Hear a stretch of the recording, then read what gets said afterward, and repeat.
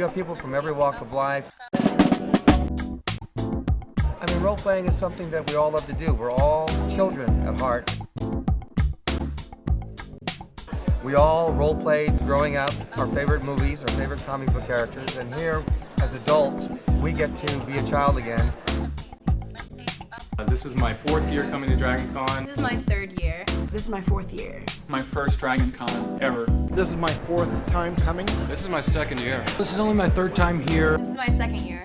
3rd year. My 4th year. 7th year. This is our 4th year. This is my 3rd year at DragonCon. I started working for the con in 1996 and then have attended regularly since then. Hello, how are you doing?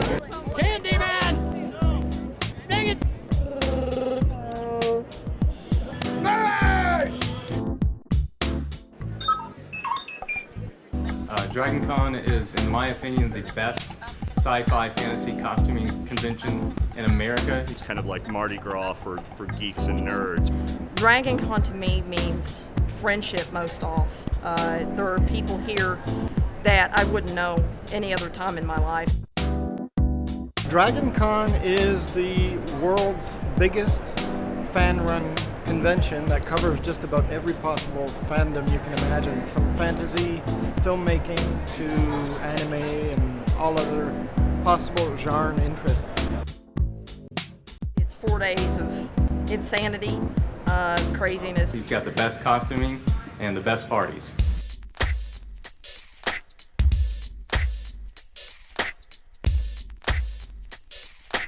DragonCon is pretty much whatever you want it to be. If you're into meeting people and costuming, there's a place for that. If you're into parties and meeting people and starting relationships, it's for that. As far as a shopping trip to buy things in the dealer's rooms, it's that. If you want to meet actors or actresses or artists from some of your favorite science fiction or fantasy television shows or novelists, you can do that. So really, the con is pretty much whatever you want to make it. It's the perfect place to express yourself. Oh yeah, it is.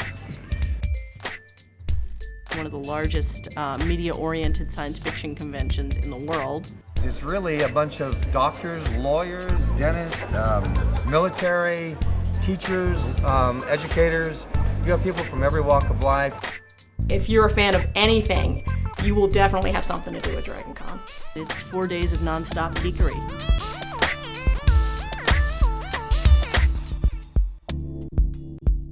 When you put on a costume, you sort of have a responsibility to the character that you're portraying. Character I cosplay as is Frodo Baggins from The Lord of the Rings. Portraying Hawkman. The Alice in Wonderland theme. It's Professor Sprout from Harry Potter. That's Superman. Eowyn. Frodo. There's an Imperial TIE fighter pilot from Star Wars. This is a Lego Boba Fett. This is my most expensive costume. I bought the wings from a Hollywood costume company for $1,000. I bought a helmet kit and spent 3 months modifying it and building the helmet. The mace is made out of styrofoam and a wood dowel, and this took about a week. This took about 10 to 11 months of work after different revisions of gauntlets, helmets, guns. It's one of the great conventions for costumes. And when books sell in flurries, and sometimes you get dead patches where nobody's buying anything, but you can always just lean on your elbows and watch the costumes go by. It is the red carpet of costuming. It's just the costuming level that you will see at DragonCon, you will not see at any other convention. The amount of money, time, and energy and creativity that goes into reenacting these costumes. Some of these costumes, you're talking about thousands of man-hours in order to produce them. And people do it out of the love for the genre, the love for a particular time frame in history. For me, the costuming is a big deal. I love to costume. I spend all year building my costumes, and then, this is the big opportunity to show them off. It's been fun going up to people asking them what their costume is from. Oh! People look a hell of a lot better in costume. You take some people who look great in the costume, you're like, wow, you're hot, you're awesome, you look great. You look at them otherwise, oh dear, what happened? 1,000 miles on an airplane to come here and boiling a bag. I'm boiling a bag like a little bit of rice.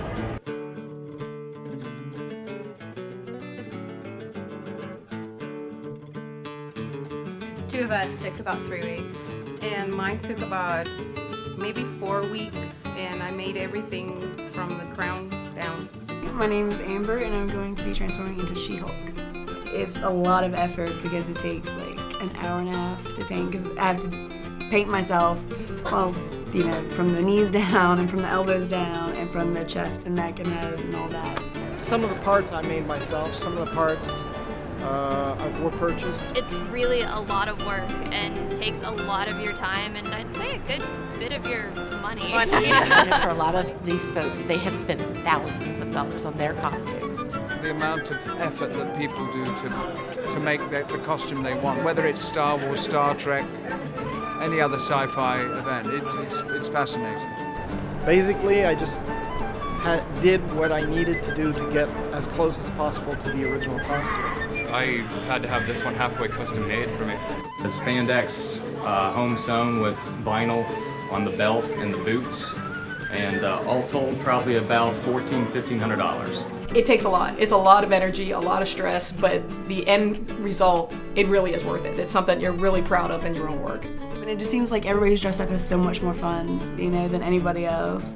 Like everybody else just kind of is on the sidelines. It's all about the costumes. There are no monsters eating flesh, just monsters wearing brown. Cameras come out of nowhere, so I think a lot of people, especially at DragonCon, because of the huge numbers and how the crowds have to keep moving, you know, they take photo opportunities where they find them, unless it's just someone or a costume that they really have to have a picture of.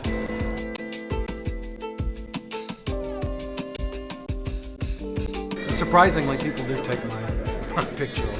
I hate my picture getting taken when I'm not in costume. So when I'm in costume, take all the pictures you want. People just, you know, you don't even know, just coming up to you, getting pictures, and you know you've done well when they actually want to take a picture of it. It takes forever for us to get to one place to the other. I know, and the poses, my legs hurt from keeping them for so long. I had a thing here a couple weeks ago. A lady came in the front doors of a convention center, and she see me, she just started jumping up and down like a little kid. She's probably 40 years old. So she just took a picture. She had to have a picture with me right away. After all this is, I'm at a convention with 30,000 of my fellow geeks who all like the same kind of things I do, even maybe not the same fandoms. And to get recognition from them, from my extended family of geekdom, that's what I like. But I often would just dress up Saturday night and just go wander around, and people would take my picture, and for me that's a big rush. That's a lot of fun. It makes you feel very popular. I like the attention. I like getting, going online a week later and saying, hey, there's a picture of me. About every 5 feet, I get people stopping me to ask me for the photo. I've had to resort to walking around the hotel a lot of times if I need to get somewhere. Right here, being a celebrity here. Having people take pictures of you and you don't even know them. Wearing a costume gives people a sense of anonymity and gives them an opportunity to be somebody else who they aren't. One of the reasons why we costume is there's something particular in that character that attracts us. Maybe it's something that we feel is missing in our own life. In my case, it's the ideals that Tolkien put in his writings. When I'm Superman, I want to stand up straighter. I want to have a more powerful voice. I want to definitely try and be the symbol that he is. I've always had a fascination with aviation, and I was 9 when Star Wars originally came out in '77, and I fell in love with the whole idea and the mystique of the TIE fighter pilots in their jet black armor, flying through space at outrageous speeds. I think the costumes do change you. I think it gives you a little more confidence sometimes, a little more willingness to talk to people and be outgoing to people. And for anybody that's ever had any type of confidence issues or stuff, it's a great bolster, it's a great boost. To have somebody come up and say, hey, that's great, that's a great costume, you look wonderful, and it just keeps, and those are compliments you might not necessarily get every day.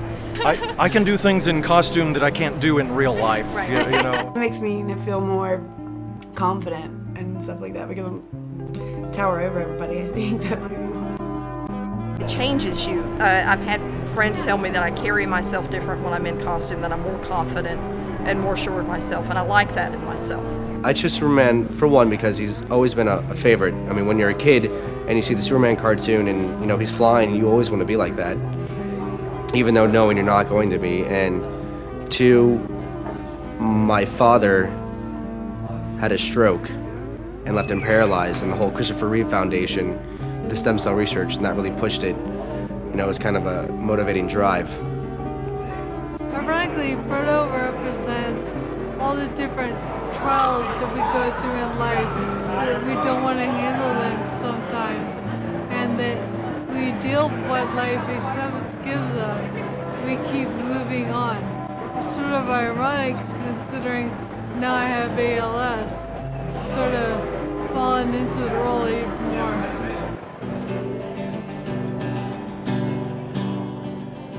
I tend to use Batman to express my angst, my anger, my desire to see true justice done. Even though in my rational mind, as you know, as a regular guy walking down the street holding a 9-to-5 job, I know I can never actually do that. As much as I would love to, you know, the personification of Batman allows me some inner peace. Being heroic means doing what you believe is right, regardless of the consequences, regardless of what other people might look or think or say of you.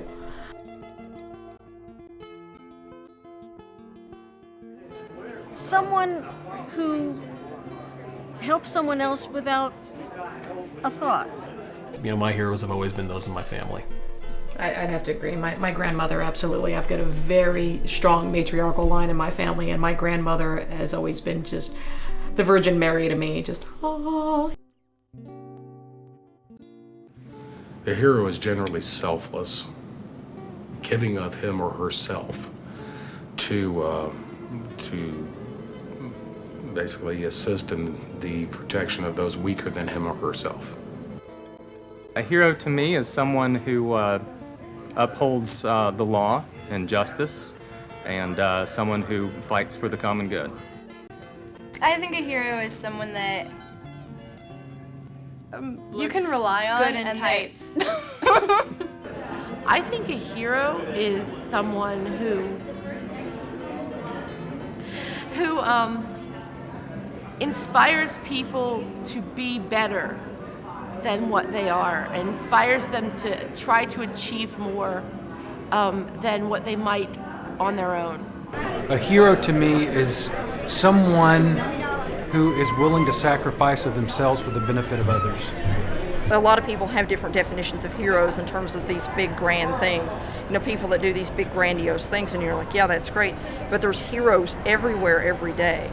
And I see them just about every day that I go through. Of course, there's some that you see more than others. People like Mel with what she's going through.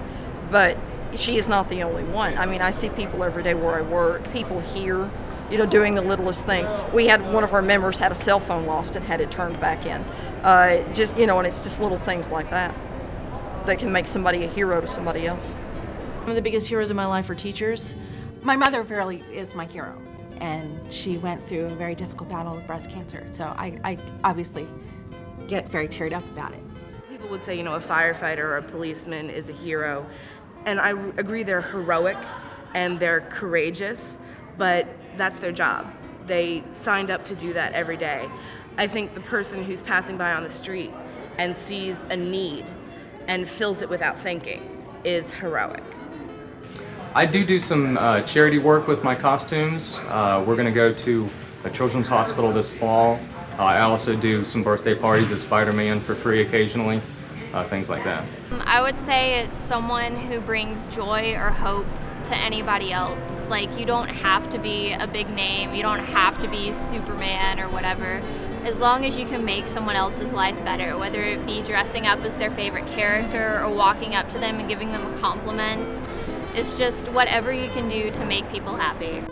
I'm in no shape to go out and fight crime, you know.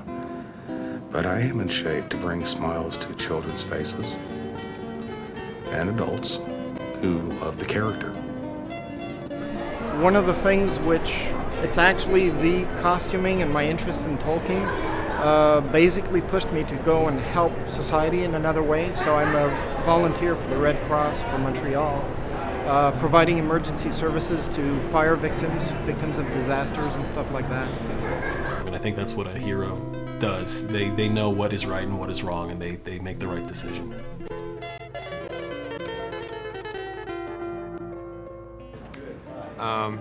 Well, Project Fiverr started out as an idea. Once we found out Melissa had Lou Gehrig's ALS, she was really depressed because some of her favorite fandoms, like Harry Potter and Lord of the Rings, they just announced they're coming out with a Hobbit movie, but it wouldn't be shown until like 2011 or 12, and she figured she wouldn't be around to see the end of the Harry Potter movies either, and she was really bummed about that because this is two of her biggest fandoms that she's put a lot of time and energy into, and I just had the idea of, well, if she's not going to be around till the end of it, they're going to be filming these in the interim.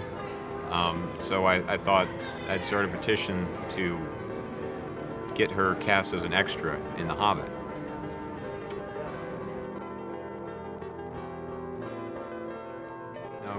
Even if in the end, nothing comes of it, just knowing that there's, almost 5,000 people in the world, most of whom probably don't know you, but they hope you get your wish and they wish you well.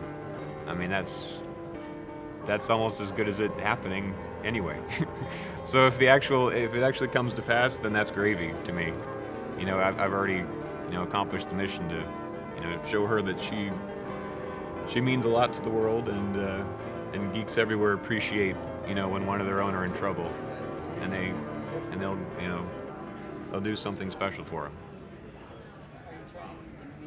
You might only see some of these people at DragonCon, but you know them. They feel like your family. You know who they are. You know what they do for a living. You know what kind of people they are, what kind of personalities they have. Outside of here, I am a registered nurse. Well, I'm a medical sales rep. I am now a stay-at-home mom. I'm a grad student at Georgia State in applied linguistics. I'm very involved in the Susan G. Komen Breast Cancer Foundation. Sorry. I'm normally a stay-at-home mom. I live in suburbia. I spent 8 years in the military. So I'm an actor. I come from a long IT background doing user interface and web design. I have to wear suits a lot for work and stuff like that, so it's really awesome to come to a place where people don't really care. When you come to DragonCon, you see all the different fandoms. You actually, when you hook up with other people, you don't even know them, but the fact that they're wearing a costume from a world that you're familiar with, right away there's a bond that you share, and you just start talking, and sometimes that turns into a great friendship. It happens more often than not.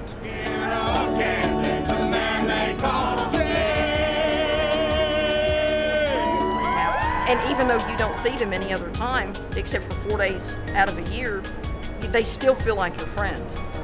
It's the one time a year we get to see a lot of our friends. I mean, we have friends all across the country, and this is essentially our family reunion. Dysfunctional family Yeah, reunion, we but yes, but a family reunion nonetheless, yeah. It's really nice to be in a place where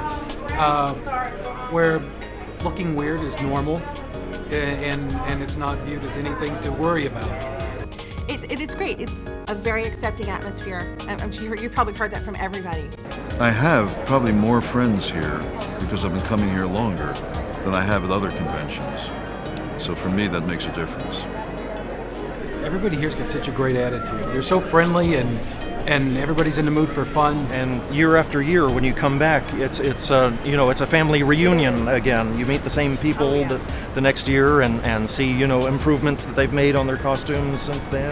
The group is basically, they've held me together ever since I was diagnosed. They've all been calling me, writing me, telling me they'll be there for me. Because it's hard being in a wheelchair, being with a disease and wearing a costume, feeling a little out of place since I can't really run around as a hobbit anymore. But they keep me together. they help me realize that I've got their support all the way till the end.